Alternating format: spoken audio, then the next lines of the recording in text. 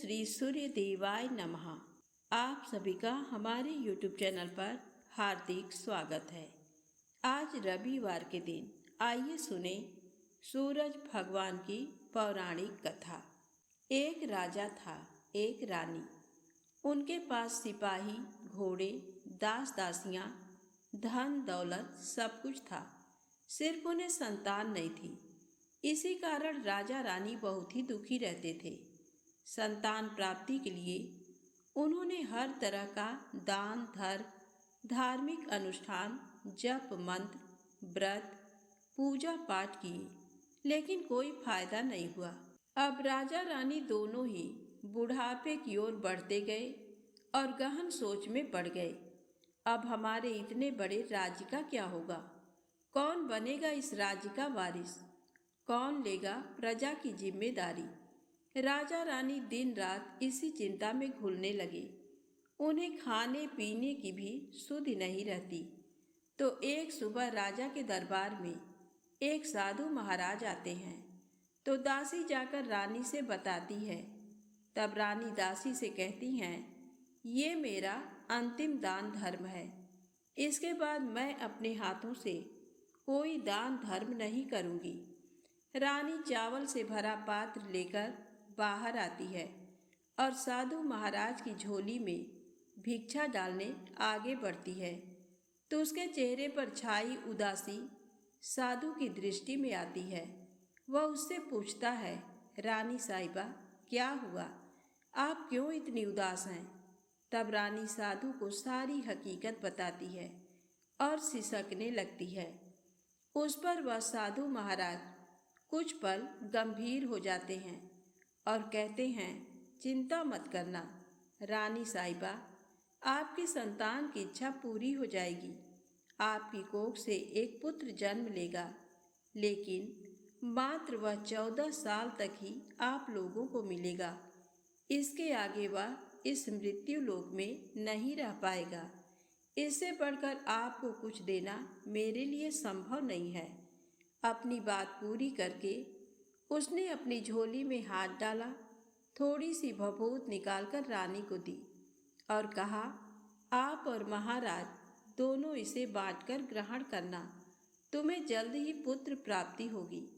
इतना कहकर साधु महाराज अपनी राह चले गए। उनके जाने के बाद रानी सोचने लगी, 14 साल तो 14 साल ही सही, उतने समय के लिए हमें पुत्र मिलेगा, यही काफ़ी है।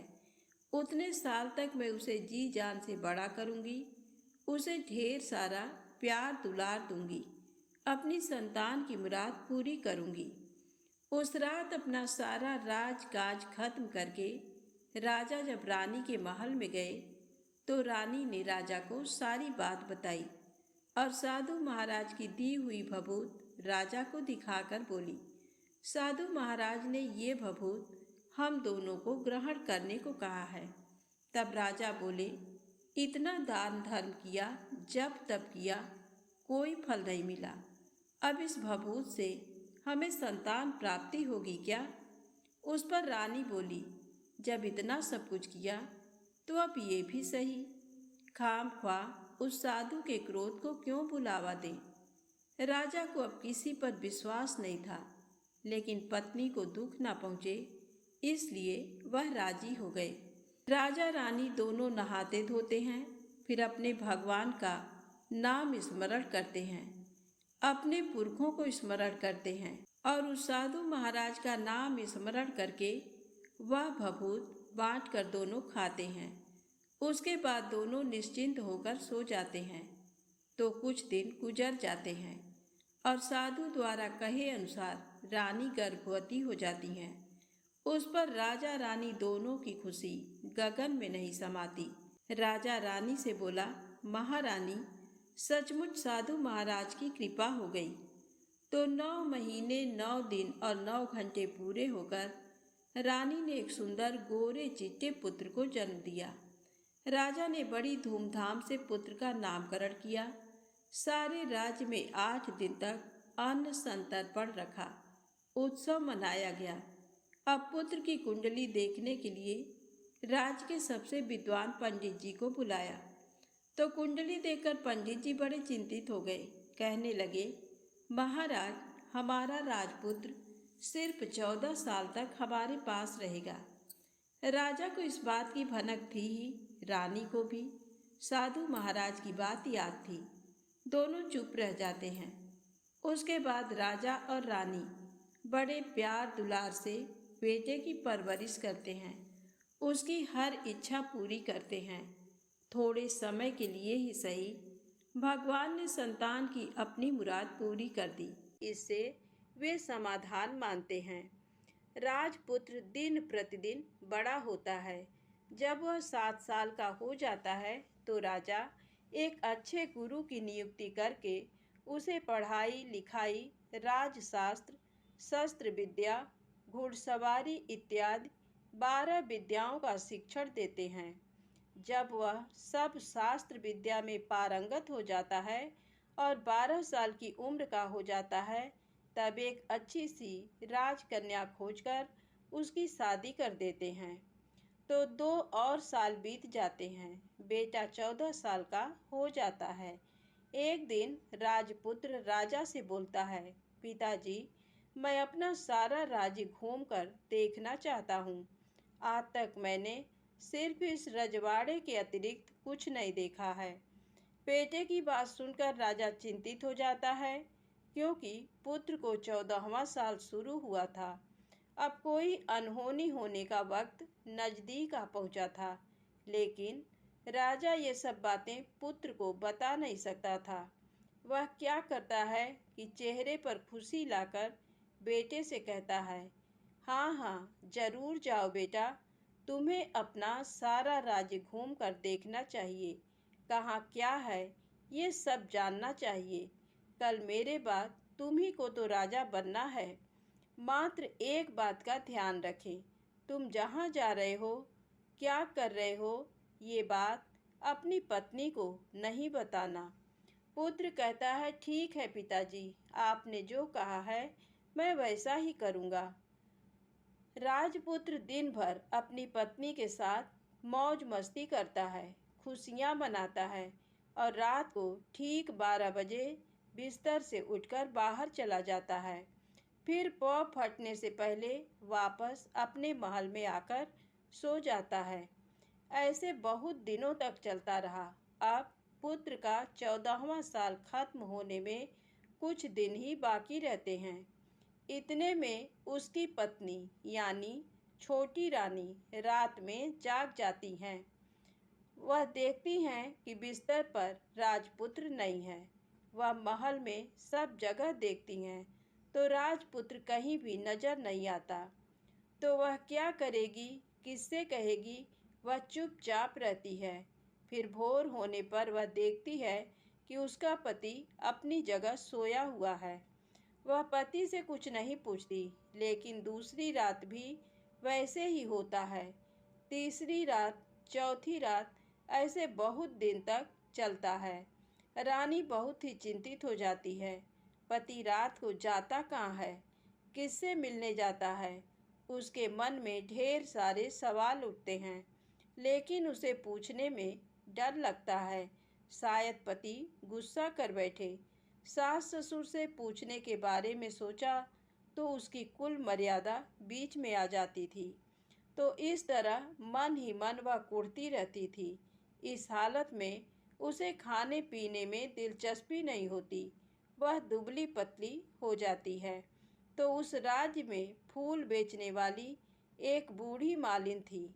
वह हमेशा छोटी रानी को फूल देने उसके महल में आती थी। उस बुढ़िया का ध्यान छोटी रानी पर जाता है। वह उससे पूछती है, बेटी, तुम्हें किस बात का दुख है? तुम इस तरह सूखकर कांटा क्यों बनी हो? उस पर रानी कहती है, क्या बताऊं तुम्हें अम्मा, तुम्हारा राजपुत्र हर रात बिस्तर पर से उठकर कहीं चला जाता है और सुबह भोर होते ही वापस आकर सोता है। वह कहाँ जाता है? प्रेमिका से मिलने जाता है क्या? ये सोच सोचकर मैं अन्न जल ग्रहण नहीं कर पाती और सूख सूख कर इस तरह कांटा बन गई हूँ।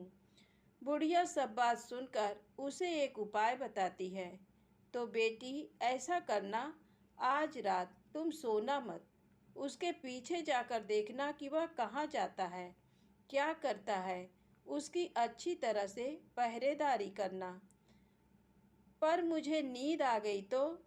तुम्हें नींद ना आए इसलिए एक काम करना, अपने बाएं हाथ की उंगली में एक जख्म करना, उस पर थोड़ी सी मिर्च छिड़कना। उससे तुम्हें बड़ी जलन होगी और उस पीड़ा से तुम्हें रात भर नींद नहीं आएगी।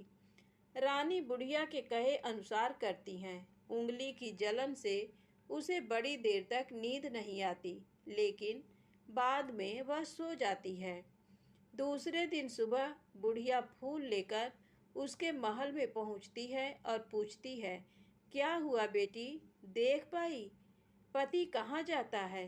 रानी कहती है, नहीं अम्मा, पहले कुछ समय जलन के कारण मुझे नींद नहीं आई, पर कुछ देर पश्चात मैं सो गई। बुढ़िया कहती है, कोई बात नहीं, आज तुम उंगली पर पहले से थोड़ा बड़ा जख्म करना और ज़्यादा मिर्च लगाना। तो रानी वैसे ही करती है, परंतु वह सिर्फ पति के बिस्तर से उठकर बाहर निकलते वक्त तक जाग पाई। वह उसके पीछे नहीं जा सकी, क्योंकि उसकी आंखें उस समय तक मूंद गई थी। दूसरे दिन सुबह बुढ़िया आती है तो उसने पूछने से पहले ही रानी रो कर कहती है, अम्मा, मैं आज भी उनकी पहरेदारी ठीक तरह नहीं कर पाई। बुढ़िया कहती है, रोना नहीं बेटी, सब कुछ ठीक हो जाएगा। तुम आज रात जख्म और बड़ा करना और उस पर ज़्यादा मिर्च छिड़कना, और एक काम करना, वह जब जाने के लिए निकलता है तो उसका रास्ता रोकना। बुढ़िया ने जैसा बताया रानी वैसा ही करती है। आज रात उसे नींद नहीं आती। पति रात 12 बजे बिस्तर से उठकर जब महल से निकलने के लिए चलने लगता है तो वह बुढ़िया ने जैसे बताया वैसे ही करती है।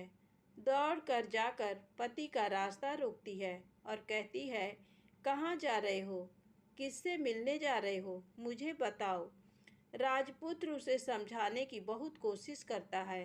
देखो, अगर मैंने तुम्हें वह बताया तो मैं तुम्हें दोबारा नहीं मिल पाऊंगा।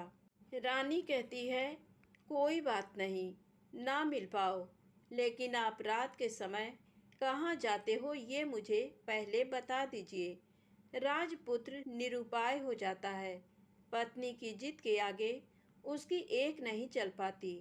ठीक उसी समय उसका 14वां साल खत्म होकर 15वां साल लगने वाला था। जो होता है वह हो जाने दो, वह सोचता है, और कुछ चावल मंत्रों से सिद्ध करके पत्नी को देकर कहता है, इन चावलों के दानों को दोनों हाथों की मुट्ठी में पकड़ना। पहले दाएं हाथ में पकड़े चावल मेरे ऊपर फेंकना। मैं कौन हूँ तुम्हें पता चल जाएगा। बाद में बाएं हाथ में पकड़े चावल मेरे ऊपर फेंकना। मैं जैसा था तुम्हें मिल जाऊंगा, लेकिन यदि तुम बाएं हाथ के चावल मेरे ऊपर फेंकना भूल गई तो मैं तुम्हें कभी नहीं मिल पाऊंगा। रानी ने कहा, नहीं भूलूंगी।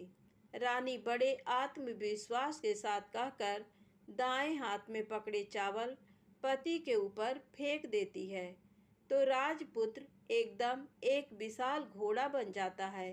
एकदम उम्दा, सफ़ेद, गर्दन पर लंबी अयाल। देखते देखते वह तेजी से दौड़ने लगता है। रानी उस घोड़े को एकदम भौचक्की होकर देखने लगती है और पति ने बाएं हाथ के चावल फेंकने की जो बात कही थी वह भूल जाती है।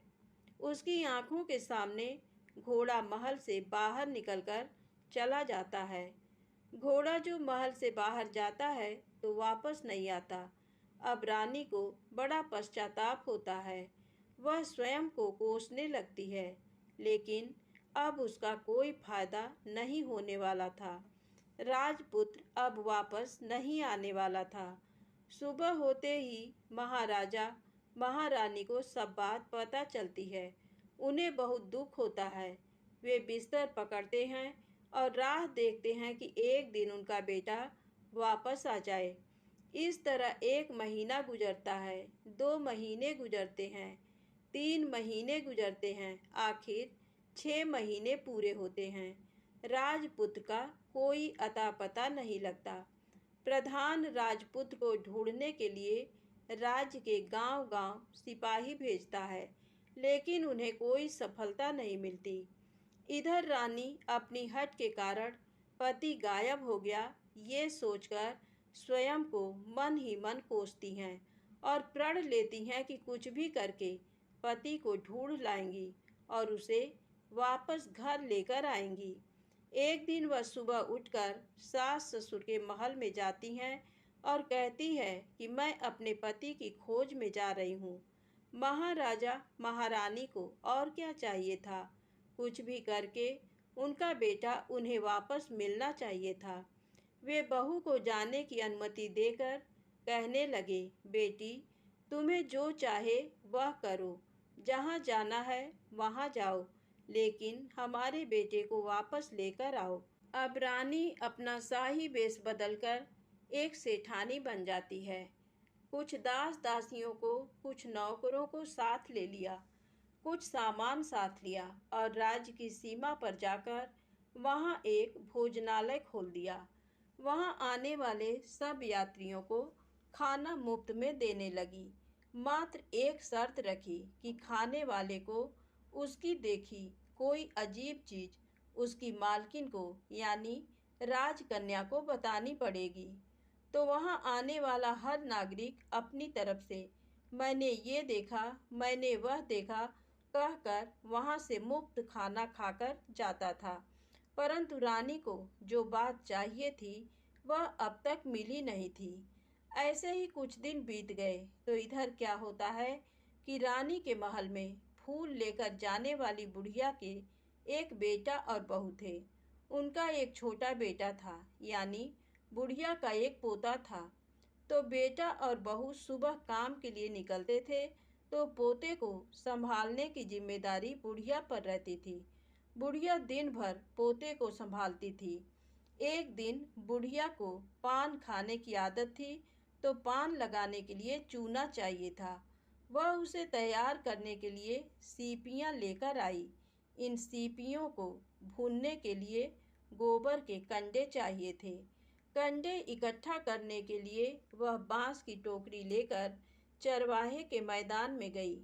वहाँ बहुत सारे कंडे थे। उन्हें जमा करते करते उसे घर आने में अंधेरा हो गया। इस ओर शाम होते ही काम से वापस बेटा बहू घर पहुँचे तो देखा कि बच्चा घर पर अकेला है और रो रहा है। वे दोनों गुस्से से लाल पीले हो गए। इतने में बुढ़िया घर आ पहुंची। बेटा ने पूछा, पोते को घर अकेला छोड़कर कहाँ गई थी? बुढ़िया बताने लगी कि मैं गोबर के कंडे इकट्ठे करने गई थी। इस पर बेटा बोला, दोबारा बच्चे को अकेला घर पर छोड़कर यदि कहीं गई तो मैं तुम्हें बहुत पीटूंगा। बुढ़िया कहने लगी, नहीं बेटा, फिर कभी ऐसा नहीं करूंगी। लेकिन दूसरे ही दिन बुढ़िया वह बात भूल गई और फिर चरवाहे के मैदान पर कंडे इकट्ठा करने चली गई। शाम को जब बेटा बहू काम से वापस लौटे तो देखते हैं कि बच्चा घर पर अकेला है और रो रहा है। अब उसके बेटे की सहन शक्ति खत्म होने लगी और बुढ़िया के वापस आने पर उसे घर से निकाल दिया। बुढ़िया रात भर घर के बाहर अंधेरे में बैठी रही और सुबह होते ही हाथ में टोकरी लेकर कंडे इकट्ठा करने के लिए निकल गई। उस दिन उस पर कंडे इकट्ठा करने का मानो पागलपन सवार था। कंडे इकट्ठा करते करते कब अंधेरा छा गया उसे मालूम ही नहीं चला। उसे जब ध्यान आया तो गांव का रास्ता भी ठीक तरह से दिखाई नहीं दे रहा था। वह अंधेरे में आंखें फाड़कर देखती देखती किसी तरह आगे निकल पड़ी। तो होता क्या है कि एक कपिला गाय छन छन की आवाज करते, गले की घंटी बजाते ठुमक कर उस मैदान पर आ गई। उसे देखकर बुढ़िया सोचने लगी कि इस गाय के पीछे पीछे जाऊंगी तो गांव तक पहुंच जाऊंगी। तब बुढ़िया उसके पीछे पीछे जाने लगी। वह गाय क्या करती है कि उस मैदान से लेकर एक एक करके 6 मैदान पार करती है। आखिर में वह 7वें मैदान पर पहुंचती है। तो वहां क्या होता है कि उस मैदान पर एक बड़ा सा पत्थर है। गाय जाकर उस पत्थर को अपना सींग मारती है। सींग मारा तो वह पत्थर दूर हट गया और पाताल में नीचे जाने की सीढ़ियां दिखाई देने लगी। तब वह गाय उन सीढ़ियों से नीचे जाने लगी। बुढ़िया वह सब देखती रही और झट जाकर गाय की पूंछ को पकड़ लिया। पूंछ पकड़कर वह गाय के साथ नीचे पाताल में पहुंच गए। पाताल में पहुंचते ही तुरंत गाय की पूंछ छोड़ दी और इधर उधर देखने लगी।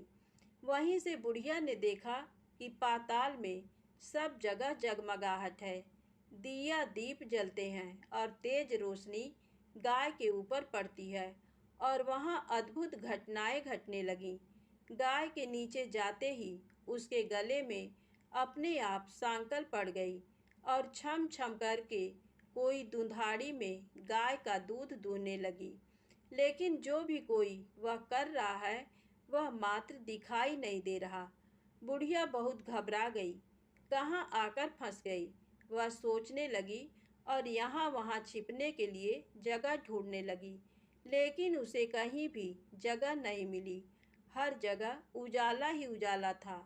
तो वह यूं एक कोनों में खड़ी रह गई और जो कुछ सामने हो रहा था उसे चुपचाप देखने लगी। कुछ पल के बाद वहां झट से एक उम्दा सफेद घोड़ा आया। वहां 2 कुंड थे। उसमें से एक कुंड में उस घोड़े ने छलांग लगाई और ऊपर आ गया। अब उसे राजपुत्र का रूप प्राप्त हो गया। राजपुत्र बनने के बाद उसने दूसरे कुंड के पानी में स्नान किया। वहां रखे नए कपड़े पहने हैं। नजदीक ही एक सुंदर पलंग था। उस पर आकर वह बैठ गया। उसके सामने अपने आप 5 पकवानों की थाली आ गई। दूध की एक प्याली आ गई। पान सुपारी आ गए। उसके सामने एक दिया जलता रहा। राजपुत्र ने खाना खाया, दूध पिया, पान सुपारी खाया और बिस्तर पर लेट जाने से पहले सूर्य देव का स्मरण करके सामने जलते दिए से पूछा, दिए दिए दीपंकर, मेरे माता पिता क्या कर रहे हैं? दिया बताने लगा, बेटे के शोक में डूबे हैं। राज्य कौन संभाल रहा है? राज्य प्रधान संभालता है। मेरी पत्नी क्या करती है? उसने चौराहे पर भोजनालय शुरू किया है और आते जाते लोगों से वह नई खबर के बारे में पूछती है। दिए के ये कहते ही राजपुत्र कहने लगा, ठीक है। उसके बाद वह सो गया। बुढ़िया कोने में खड़ी रहकर ये सब देखती रही। ऐसी अद्भुत घटना उसने जिंदगी में पहली बार देखी थी। उसे अंदर ही अंदर चुलबुलाहट होने लगी। वह अपनी भूख प्यास भूल गई और आगे क्या होता है कि उसे उत्सुकता से देखने लगती है। लेकिन उसके बाद और कुछ घटनाएं नहीं घटती। रात गुजर गई और सुबह हो गई। सुबह होने पर पलंग पर सोया राजपुत्र उठा और फिर से पहले वाले कुंड में छलांग लगाई। तो अब वह फिर से घोड़ा बनकर कुंड से बाहर आ गया। बाहर आते ही वह तेजी से उस पाताल नगरी से बाहर निकल गया। लेकिन वह कहाँ गया, बुढ़िया को कुछ पता नहीं चला।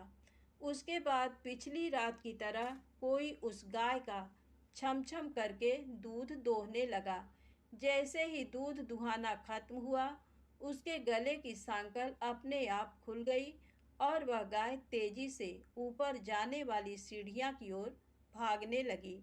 गाय को दौड़ते देखकर बुढ़िया सोचने लगी, अब गाय के साथ यहाँ से ऊपर जाना ही समझदारी है, नहीं तो कोई मुसीबत आकर मेरे ऊपर टपक जाएगी। झट से उसने गाय की पूंछ पकड़ ली और गाय के साथ ऊपर आ गई। गाय जब ऊपर मैदान में पहुंची तो उस सुरंग का रास्ता अपने आप बंद हो गया और उसके मुंह पर एक बड़ा सा पत्थर पूर्ववत खड़ा हो गया। ऊपर आकर वह गाय जंगल की ओर निकल गई। इधर बुढ़िया एकदम बावली सी हो गई।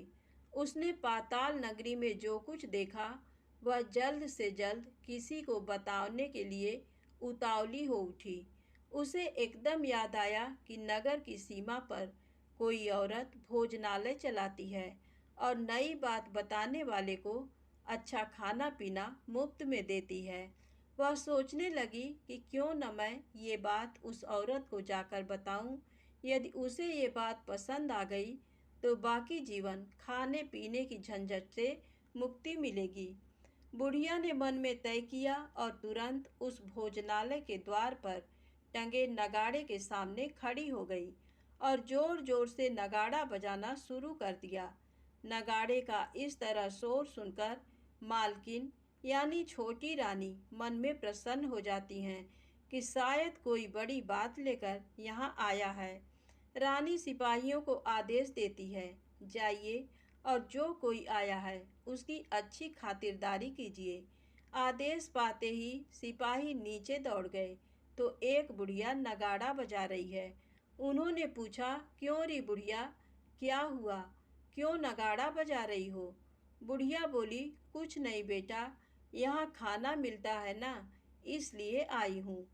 खाना चाहिए, मिलेगा, लेकिन तुझे कोई नई बात बतानी पड़ेगी। हाँ, बताऊंगी। एक बात मालूम है मुझे। इस पर सिपाही उसे अंदर लेकर आए।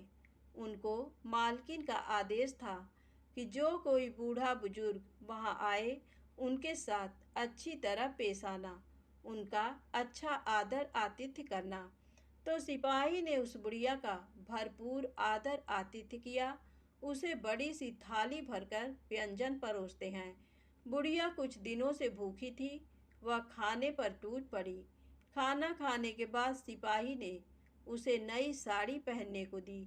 उसके बाद उसे लेकर रानी के पास आए। बुढ़िया और रानी ने तुरंत एक दूसरे को पहचान लिया। बुढ़िया बोली, बेटी तुम? और रानी बोली, अम्मा तुम? बड़ी देर तक दोनों भांति भांति की बातें करती रहीं।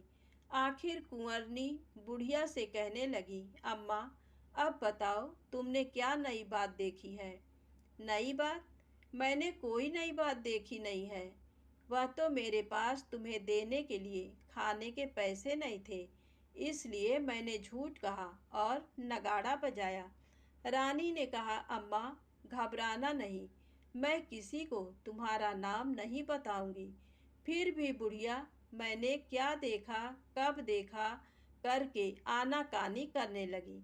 इस पर कुंवरनी ने उससे कहा, देखो अम्मा, यदि तुमने मुझे वह नई बात बताई तो जिंदगी भर मैं तुम्हारी देखभाल करूंगी और तुम्हें रानी माता की तरह रखूंगी। अब बुढ़िया बताने को तैयार हो गई। उसने जो कुछ उस चारागाह वाले मैदान पर देखा था वह सब कुछ कुंवर रानी को बता दिया। बुढ़िया की वे बातें सुनकर कुंवरनी को यकीन हो गया कि वह राजपुत्र उसी का पति है। वह तुरंत बुढ़िया से कहने लगी, अम्मा मुझे उस जगह पर ले चलो। नहीं बेटी, वह पाताल राज्य है, सांप है। यदि किसी ने तुम्हें देख लिया तो तुम्हारी जान खतरे में पड़ सकती है। लेकिन रानी उसकी एक भी नहीं सुनती। उसे उस जगह ले जाने के लिए हठ करने लगी। आखिर में बुढ़िया ने उसका कहना मान लिया और कहने लगी, ठीक है, मैं तुम्हें वहाँ लेकर चलती हूँ, पर आज नहीं कल। वहाँ जाना है तो शाम को ही जाना होगा। तो दूसरे दिन दोपहर को रानी बुढ़िया के साथ उस मैदान पर गई और एक जगह छुपकर गाय के आने की राह देखने लगी। दिन ढलते ही अंधेरा घेरने लगा और गाय हमेशा की तरह वहां आ गई। मैदान के उस कोने में जाकर उसने पत्थर पर सींग मारा तो झट से पत्थर हटकर वहां सुरंग में जाने का रास्ता खुल गया। गाय उस रास्ते से नीचे उतरने लगी तो बुढ़िया रानी से कहने लगी, जल्दी आगे बढ़ो, हम गाय की पूंछ पकड़कर नीचे उतरेंगे। तो दोनों गाय की पूंछ पकड़कर नीचे उतर गईं। बुढ़िया पहले जिस कोने में छिपी थी उस कोने में छिप गई। अब नीचे सब कुछ पहले जैसा घटित हो रहा था। गाय के गले में अपने आप सांकल पड़ गई। कोई अदृश्य रूप से उसका दूध दूहने लगा। एक सफ़ेद उम्दा घोड़े ने आकर एक कुंड में छलांग लगाई तो राजपुत्र के रूप में ऊपर आया। वह राजपुत्र दूसरे कुंड में नहाने लगा।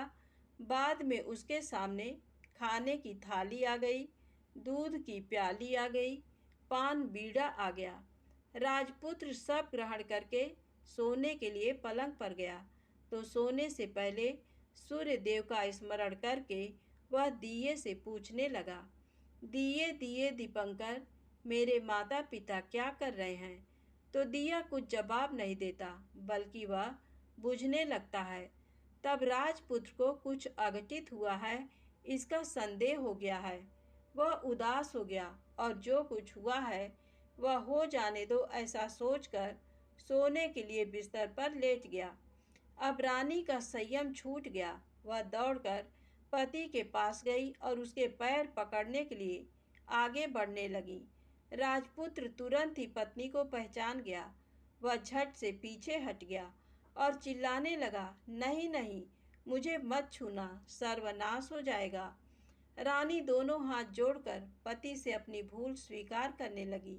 स्वामी, मुझसे भूल हो गई। मुझे आपसे नहीं पूछना चाहिए था कि आप रात को कहाँ जाते हो। मैं अपनी भूल स्वीकार करती हूँ। मुझे मेरी भूल की सज़ा मिल गई है। अब आप घर चलें। आपके वियोग में आपके माता पिता ने बिस्तर पकड़ लिया। आपकी प्रजा भी बहुत दुखी है। उस पर राजपुत्र कहने लगा, वही तो एक बार तुम गलती कर बैठी हो, अब दोबारा मत करना, नहीं तो अब मैं तुम्हें जो दिख रहा हूँ वह अभी नहीं दिखूंगा। रानी अब विलाप करने लगी, जोर जोर से जमीन पर सिर पटकने लगी। राजपुत्र के मन में उसके प्रति दया उत्पन्न हो गई। वह उससे कहने लगा, यदि तुम मुझे पाना चाहती हो तो तुम्हें एक काम करना होगा। काम कठिन है, लेकिन वह तुम्हें अकेले करना होगा। रानी ने कहा, कहो स्वामी, कितना भी कठिन काम हो मैं वह पूर्ण करूंगी। रानी कहने लगी। इस पर राजपुत्र ने उसे बताया, इस पाताल से ऊपर जाते ही तुम्हें एक घना जंगल नजर आएगा। ऐसे 6 जंगल पार करने के पश्चात 7वां जंगल मिलेगा। वह जंगल सबसे घना है। उस जंगल में बीचों बीच एक पीपल का पेड़ है।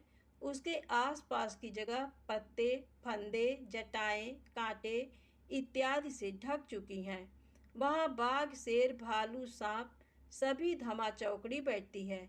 तुम्हें उन सबको भगाकर वह जगह साफ करनी है। उसको गोबर से लिपाई करके पवित्र बनाना है, रंगोली से सजाना है। उसके बाद वहाँ धूप, कपूर, अगरबत्ती जलानी है। फूल, कुमकुम से पेड़ की तने की पूजा करनी है। दूध दही से बने चावल का भोग चढ़ाना है। ये सब तुम्हें दोपहर को 12 बजने के पहले करना है। 12 बजने के समय तुम्हें उस जगह पर बैठकर सूर्य भगवान का ध्यान करना है। ठीक 12 बजे सूर्य भगवान का रथ वहाँ उतरेगा। वे वह सब देखकर खुश हो जाएंगे और कहेंगे, जिस किसी ने ये सब किया है उसे मैं मनचाहा फल दूंगा। तो तुम सामने जाकर उसके रथ का दाहिना घोड़ा मांगना, मैं तुम्हें मिल जाऊंगा। इतनी बात कहकर राजपुत्र अपने पलंग पर सो गया और छोटी रानी भोर होने की राह देखने लगी। भोर होते ही वह बुढ़िया के साथ गाय की पूंछ पकड़कर ऊपर आ गई। ऊपर आने के बाद वह बुढ़िया से कहने लगी, अम्मा, अब मैं अकेले ही आगे जाऊंगी, तुम भोजनालय वापस जाओ। वह जंगल में जाकर राजपुत्र की बताई जगह ढूंढने लगी और स्वयं आरी से वह जगह साफ कर दी। बाद में राजपुत्र ने जैसे बताया वैसी लिपाई पुताई करके वापस आ गई। दूसरे दिन पौ फटने से पहले उठी और जंगल में उस जगह पहुंची। वहां जाकर इत्र, गुलाब का पानी छिड़क कर वह जगह सुगंधित की। धूप अगरबत्ती जलाकर उसे पवित्र किया और पूजा की। सब सामग्री वहां तैयार रखकर सूर्य भगवान का ध्यान करने बैठ गई। जैसा कि पति ने बताया था, दोपहर को ठीक 12 बजे सूर्य भगवान का रथ उस पीपल के पेड़ पर आकर रुका है। सूर्य भगवान ने जब रथ से नीचे देखा तो सुगंधित वातावरण देखकर वे बहुत प्रसन्न हो गए। फिर वे बोले, जिस किसी ने ये काम किया है वह यहाँ आकर आज मुझसे कुछ भी मांगे, मैं उसे दे दूंगा। रानी ने जब ये शब्द सुने तो बिना समय गंवाए दौड़कर उनके सामने आ गई और उनको साष्टांग नमस्कार करके बोली, भगवान, वह मैं ही हूँ, मैंने ही ये जगह साफ की है। अच्छा, तो तुम्हें जो चाहिए वह मांगो। भगवान, मुझे मुझे आपके रथ का दाहिना घोड़ा चाहिए। सूर्य भगवान बोले, नहीं नहीं, मैं तुम्हें और कुछ भी दे सकता हूँ, लेकिन ये घोड़ा नहीं दे सकता। मेरे रथ के 12 घोड़े हैं, तुम चाहो तो कोई और घोड़ा मांग लो, लेकिन ये दाहिना घोड़ा नहीं, वह मैं तुम्हें नहीं दे सकता। छोटी रानी एक नहीं सुनी, वह सूर्यदेव से एक ही बात कह रही थी, वही दाहिना घोड़ा दे दीजिए, नहीं तो मैं आपके पैरों में गिरकर अपनी जान दे दूंगी। अब सूर्यदेव धर्म संकट में पड़ गए। उन्होंने वचन दे दिया था, अब अपने वचन से पलट भी तो नहीं सकते थे। तब सूरज भगवान ने बोला, मैंने तुम्हें घोड़ा दे दिया, लेकिन घोड़ा तो दिया है, वह तुम्हें यहाँ नहीं मिलेगा, तुम्हें उसे पाताल में जाकर लाना होगा। रानी बोली, पाताल में ही क्या भगवान, मैं उन्हें पाने के लिए कहीं भी जा सकती हूँ। रानी को वचन देकर सूर्यदेव अपने मार्ग चले गए और इधर रानी जंगल से अपने भोजनालय में आ गई। फिर वह बुढ़िया को लेकर उस मैदान पर आ गई। जल्दी ही शाम हो गई। शाम होते ही वहाँ वह गाय आ गई और उसने सींग मारकर सुरंग का पत्थर हटाया तथा नीचे उतरने लगी। रानी और बुढ़िया जल्दी जल्दी उसकी पूंछ पकड़कर नीचे उतर गईं। नीचे पाताल में सब घटनाएं पहले की तरह ही घटने लगीं। घोड़े का एक कुंड में नहाकर राजपुत्र बन जाना, नहा धोकर पलंग पर जाकर बैठना, तो उसे खाने की थाली, दूध की प्याली आना, पान बीड़ा आना। लेकिन आज एक बात नई घटी। आज दो दो थाली, दो दो दूध की प्याली, दो दो पान बीड़े उसके सामने आए। वह कुछ नहीं बोला। अपने हिस्से की थाली खाकर, दूध पीकर और पान बीड़ा चबाकर वह सोने चला गया और हमेशा की तरह दिए से पूछने लगा, दिए दिए दीपंकर, मेरे माता पिता क्या करते हैं? दिया ने बताया, वे दोनों तुम्हारे शोक से मरने की स्थिति में पहुंच गए हैं। ऐसा झट से उसकी आंखों से आंसू टपकने लगे। फिर वह पूछने लगा, दिए दिए दीपंकर, मेरा राज्य कौन चला रहा है? तुम्हारा राज्य प्रधान चला रहा है और वह सब कुछ हड़प चुका है। वह प्रजा पर बहुत अत्याचार कर रहा है। सुनकर राजपुत्र को बहुत गुस्सा आया। वह गुस्से से अपनी मुट्ठी भींचने लगा। अब वह पूछने लगा, दिए दिए दीपंकर, मेरी पत्नी क्या कर रही है? अब दिया कुछ नहीं बोला, चुप रहा। अब रानी का संयम जवाब दे गया। वह दौड़कर पति के गले लग गई। अब मैं तुम्हें मिल गया, राजपुत्र कहने लगा। सच कहते हो, अब आप फिर से घोड़ा तो नहीं बनेंगे? नहीं, दोबारा घोड़ा नहीं बनूंगा। तुमने जो इतने सारे कष्ट उठाए हैं मुझे पाने के लिए, इसलिए सूर्यदेव ने मुझे सदा के लिए घोड़े के जन्म से मुक्त कर दिया है। राजपुत्र ने बड़े प्यार से कहा और उसे गले लगाया, उसके आंसू पोंछे। कुछ देर पश्चात भोर हो गई तो गाय की श्रृंखला टूटकर वह ऊपर भूलोक जाने लगी। रानी, राजपुत्र और बुढ़िया उसकी पूंछ पकड़कर ऊपर आ गए। ऊपर आने पर वे सीधे भोजनालय में पहुंचे। वहां का सब सामान लोगों में बांट दिया और उसको ताला लगाकर अपने राज्य में लौट गए। राजपुत्र वापस आता और उसके तेवर देकर प्रधान घबरा गया। राजपुत्र ने उसे बंदी बनाकर कैद खाने में डाल दिया और राज्य की बागडोर अपने हाथ में ले ली। उसके बाद वह अपने माता पिता को मिलने उनके महल में गया। तब राजपुत्र क्या देखता है कि उसके माता पिता उसके शोक में अस्थिपंजर बने हुए हैं। पुत्र को वापस आया देखकर मरड़ा सन राजा रानी की आंखों से टप टप आंसू बहने लगे। इन दोनों ने पुत्र को गले लगाया, उसे प्यार से सहलाया। इतना होने के बाद उनके सेहत में एकदम सुधार आने लगा। वे अब बिस्तर से उठकर बैठ गए हैं। पुत्र को आशीष देने लगे। राजपुत्र के आने की खबर तुरंत राज्य भर में फैल गई। प्रजा खुशी से फूली नहीं समाई। प्रजाजन राजमहल के सामने इकट्ठे हो गए। राजपुत्र ने भी उन्हें दर्शन दिए और आज से उन्हें कोई दुख नहीं पहुंचाएगा, ऐसा वचन भी दिया। अब राजा अपने पुत्र का राज्याभिषेक करके उसे सिंहासन पर बिठाता है और बहू को महारानी का दर्जा देता है और स्वयं अपनी पत्नी के साथ ईश्वर स्मरण करते खुशी से दिन बिताता है। महाराजा बना राजपुत्र अच्छी तरह से राज्य चलाने लगा और अपनी पत्नी के साथ सुख शांति से जीवन बिताने लगा। उस बुढ़िया को रानी ने अपने पास ही रख लिया। उसकी अच्छी तरह से देखभाल करने लगी। बुढ़िया और उसके बुढ़ापे के दिन खुशी से गुजरने लगे। प्रेम से बोले सूरज भगवान की जय हो।